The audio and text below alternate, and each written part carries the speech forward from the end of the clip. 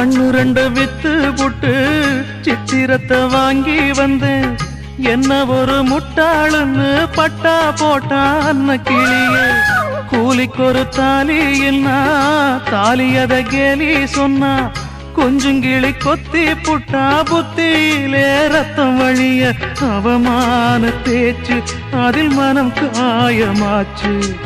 அவமானம் காக்க என் மரியாதை போச்சு. நெத்தியிலே பொட்டு வச்சு உத்தமின்னு சொல்லிக்கிட்டா. பொட்டு வச்ச கைய மட்டும் குத்த முன்னு தள்ளி புட்டா. 4 வார்த்தை பேசலையே நான் பிடிச்ச பச்சை கிளி.